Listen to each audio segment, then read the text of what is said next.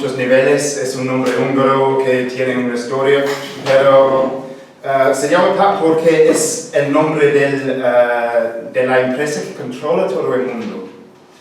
Entonces tiene todas sus divisiones como Pap Aqua, que es la empresa de aguas, por supuesto, Pap Agri, que es la empresa de agricultura. Y voy a empezar con otro, que es el Pap Drive, que tiene todo el mundo. Voy a explicarlo, es el primer párrafo del libro. Voy a usar ese para explicar qué es. Naomi Humboldt knew it wasn't real. She knew that her whole world, the modern world, was actually nothing more than a digital mashup of Pap Drive augmented vision, twinkling her eyes technicolor through a thin sheet of polymers that covered her once blue irises. Pap Drive corneal implants. Everyone had them. Life would be impossible otherwise. Entonces voy a explorar un poco cómo sería un mundo donde toda la gente ve todo lo que quiere una empresa, Papcorp, y unas consecuencias.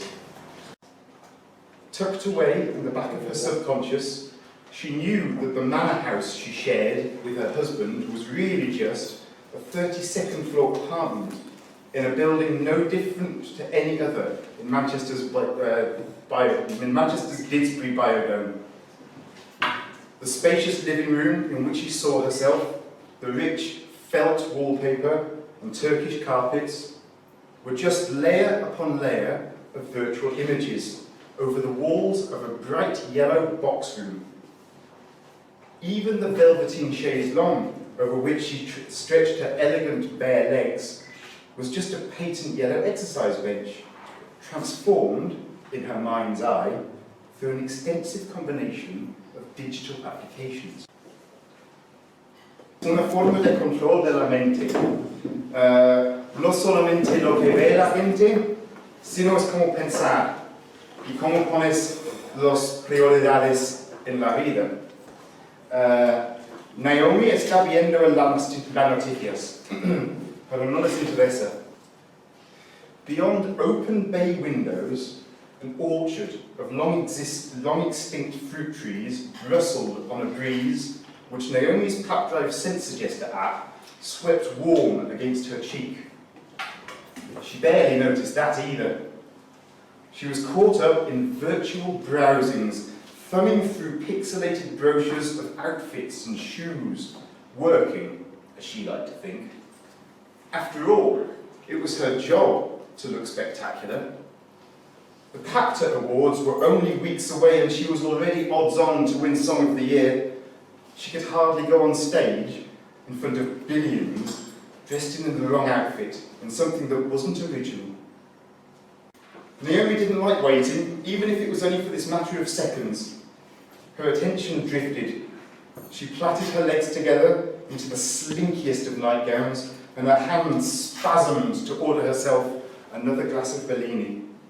Mrs. Humboldt, her Pap Drive brought her back to the shoes. We regret to inform you that you have insufficient credit to make this purchase. Please choose an alternative payment method. Pap damn, Naomi cursed, flicking away the boot to the back of her hand. Into the other, as if by magic, a cocktail glass appeared. Her servants, in their head-to-foot yellow overalls, were so well blotted out from her Pap Drive vision that she'd forgotten they even existed.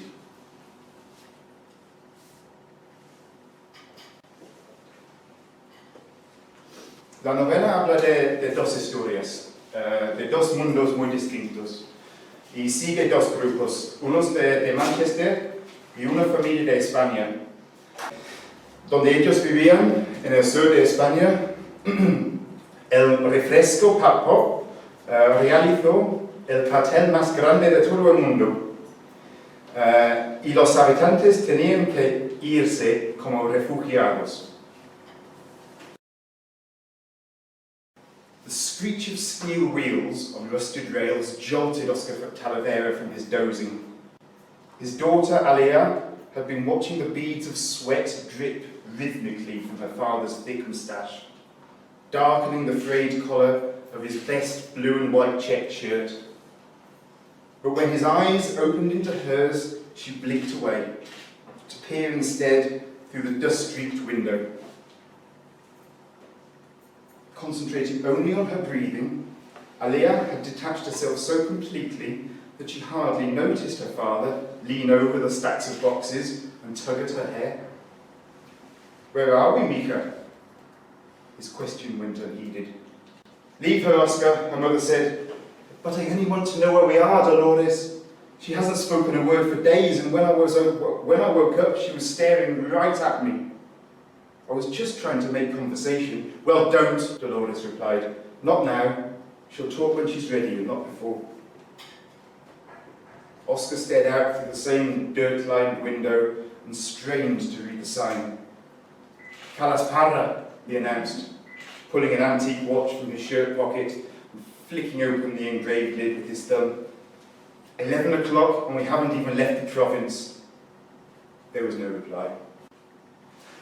Oscar resigned himself back into the seat, squeezed in between his wife and the window. He looked around at the ancient train compartment into which they were stuffed. Airless in the Iberian heat, it overflowed with humanity in their belongings. The floor and luggage racks were stacked with boxes and cases, yet the door remained firmly closed and the window open but an inch. Silence hung over the compartment like smog, unmoved by any breeze from a window that barely opened and a day as still as death. Even when the train was moving, it served only to recirculate the rank, warm air, and here they were, shunting forward but 50 metres every 10 minutes, while the cast-iron engines refilled with water. La novela entera es muy oscura, pero algunos pasajes son más fuertes que otros.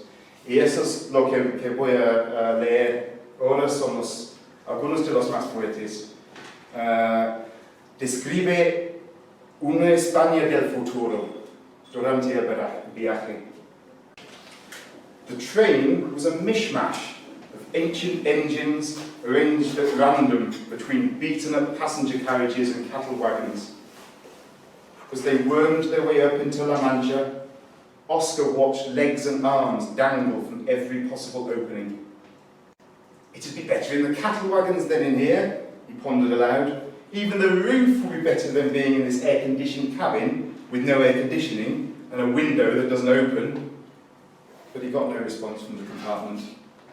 So he sat back to watch the hills first grow and then recede, ironing out the nooks into an undulating horizon and taking with them any sign of life.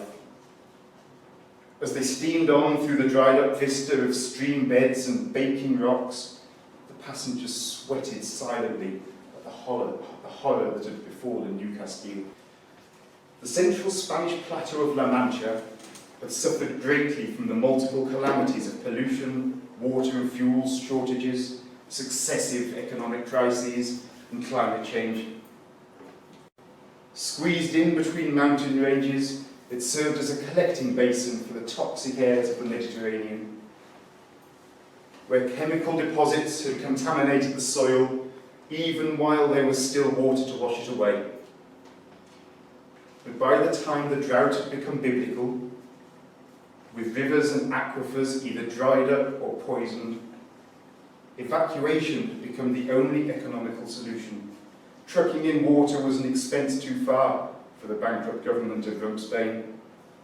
And without attention and irrigation, the fields buckled and splintered. The soil grew so hard that even a tractor would have had difficulty turning it. Not that diesel fuel had been available for decades either. Farm machinery had sat rusting in sheds, monuments to the hubris of another age, until finally being flogged for scrap like everything else in this once mighty kingdom. But if the countryside was forbidding, it was only when they puffed into Aegean that the transformation really hit. At first it appeared simply like any Iberian town at siesta. But behind another broken down station, it became obvious that this was not just a settlement at rest. It was a ghost town, bereft of life.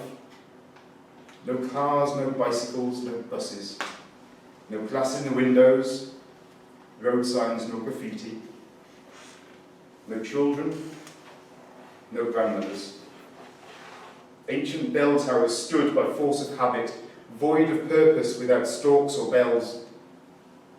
And beside the old, the same fate had befallen the postmodern.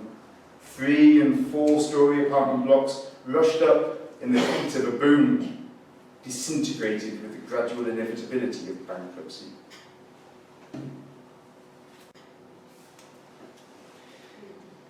Entonces, son dos mundos muy distintos. Pero quería dar la impresión de que Papo de verdad es una empresa global. Y así conecto la primera vez esos dos lados de la historia. It was a wonder that the train lines had survived, but high in the afternoon, that puzzle was resolved by the boom of a passing freight train and the rumbling of wagon after identical yellow wagon, all sporting the same bold Pap Dile logo atop the division's motto, feeding the world. Entonces, la novela habla de dos mundos y quería construir un tema sobre los contrastes de esos dos mundos. Manchester's second coming had been rapid and thorough. Only here and there might you have spotted a characteristic brick or stone facade, pickled relics of the city's first golden age. They had become the ornate foundations to towers higher than anything the Victorians could have imagined. Manhattan, as it had come to be known. An entire city of Times Square on steroids. And this 21st century megalopolis had a transport network to match its ambitions. A series of concentric pathways linked by die-straight spokes. 12-lane highways that sliced through skyscrapers, the envy of the world. And woven between these architectural wonders, some 40 floors up, was a web of steel girders, giving the only visual clue that you were inside a climate-controlled biodome. That, and the blatant celestial interventions. The Milky Way rearranged itself into starry arrows, all pointing at a moon that span yellow with a smiling round face. "Night out with the boys?" Pat Burger's man on the moon asked. "Lie on your stomach with your favourite Mapsy Burger menu. Your very own bio-beef patty is being grilled as we speak. Simply click the link, follow your Pathfinder, and let us do the rest." It winked at Vincent, and a yellow route pointed him off the highway.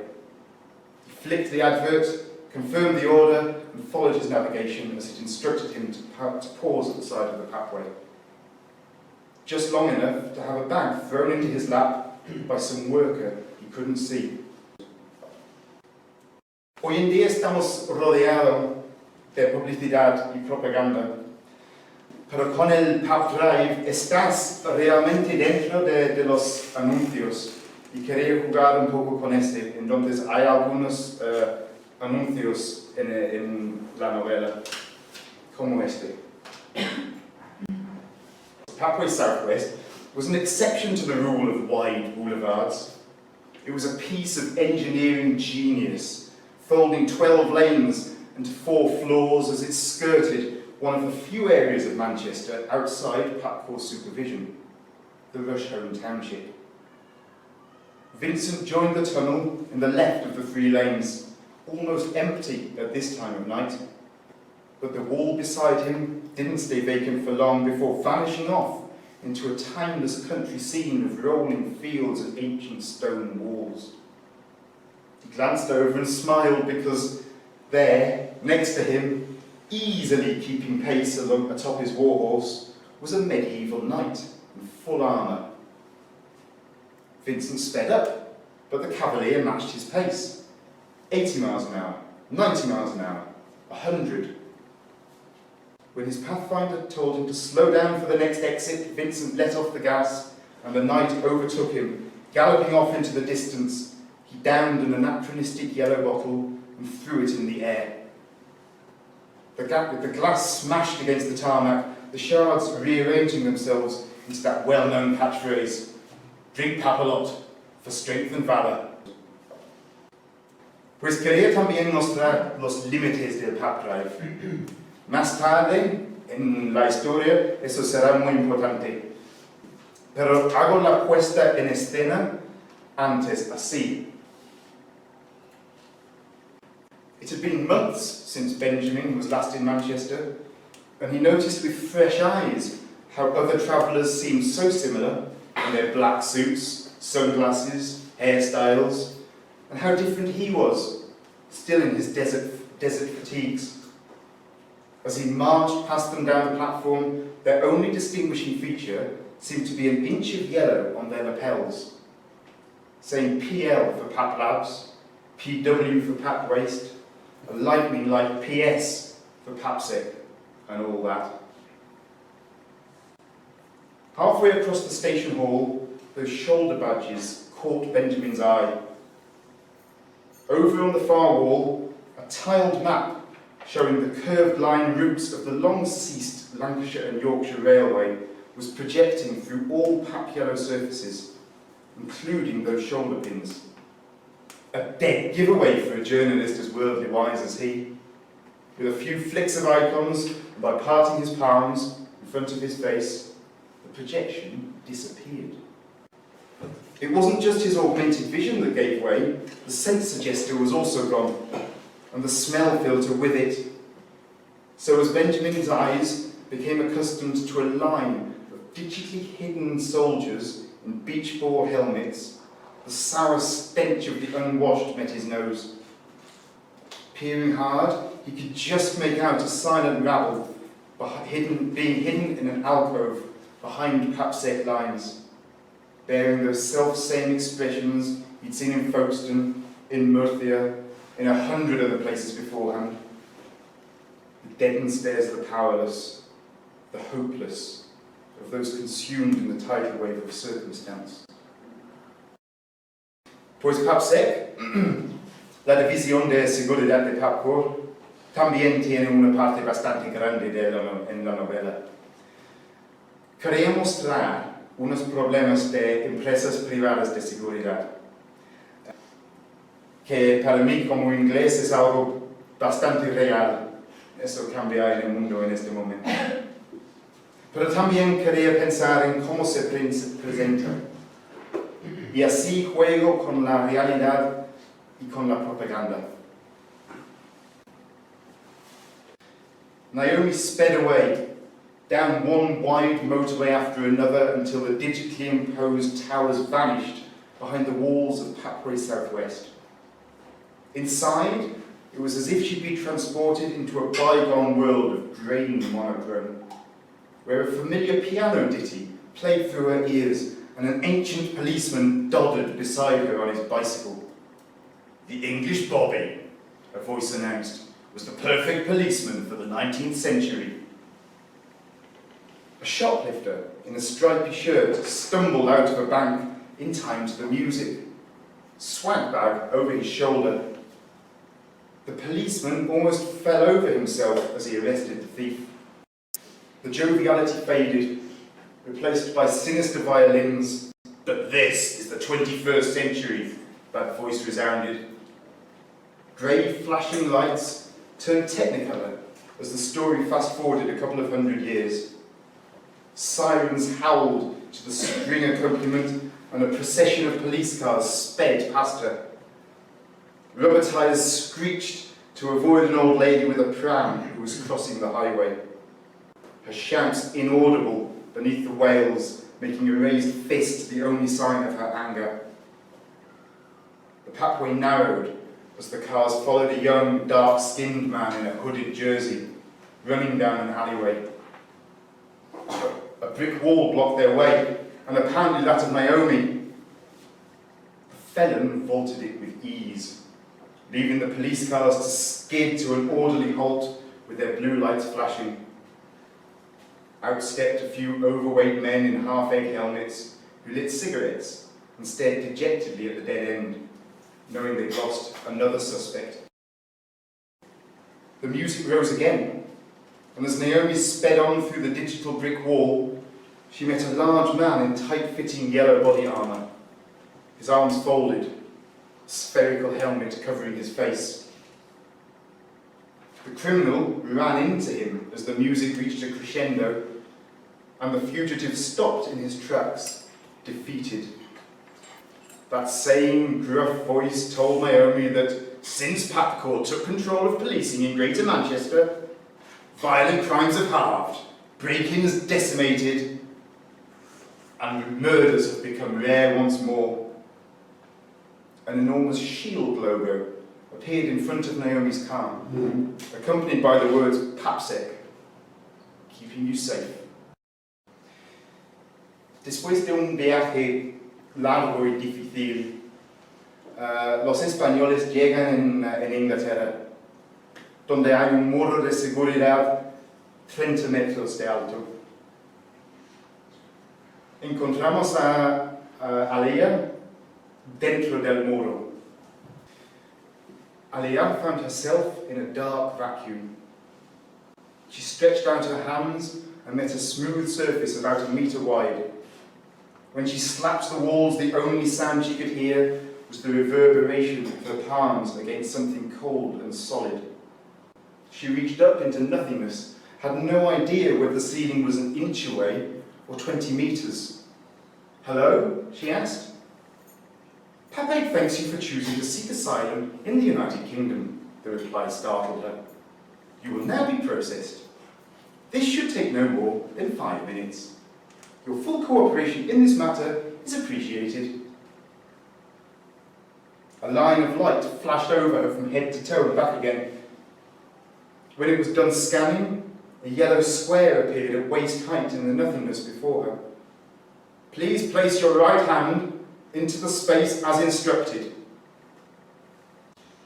A jolt of pain shot through the back of her right hand and she pulled it away in fright, massaging the small round lump that had just been inserted. "Alia Talavera," the voice said. "You have been assigned to Transit Camp Gleisdale, Section 61C. Your train will leave from platform 85. As space is limited, no additional personal articles will be permitted on board. Please attach a label to each item of luggage and it will be delivered to your new door in under 24 hours. Pat Post guaranteed." She placed her rucksack and shoulder bag on the floor, the yellow patch dictated, and attached the tags which printed out of the darkness. The wall slid open and Alia stepped forward, fondling her hand. She took a couple of strides into the biting rain, then paused just long enough to be shoved in the small of her back and told to move along now, continue to your destination. Alia spun around to find herself staring up at a yellow giant with a bowling ball head. She took a step back in fright, stammering, but my father. "Family members will join you at your assigned destination. Now please proceed to platform 85 for immediate boarding. PAPSEC, in association with PAPTRANS, wish you a pleasant journey." Alia stumbled into the crowd to be swept along by thousands of others, all the same as her, all with deliberately blank looks and panic raging through their eyes. They were funneled over a metal viaduct that swayed under their footsteps. Clouds of black smoke wafted over them from the ancient steam trains below. They passed one platform after another until the queue wound down a slippery set of stairs. Alia hung on to a metal banister as she waited. Coal ash mixed with the rain stuck to her hair. At the bottom of the staircase, a PAPSEC officer told her to hold out your hand for scanning, and with a beep of recognition, she climbed into a bright yellow shipping container. The box filled up until she was squashed in tight between the jostle of bony shoulders. Then the door was pulled to and locked out the light. A jolt moved them forward, no more than 40 feet, and people screamed, pounding the corrugated sides. But Aliyah stood, motionless with her eyes closed. She could conjure no emotion at all. En este momento vivo en Hungría, en Budapest, donde el año pasado algo bastante parecido pasó.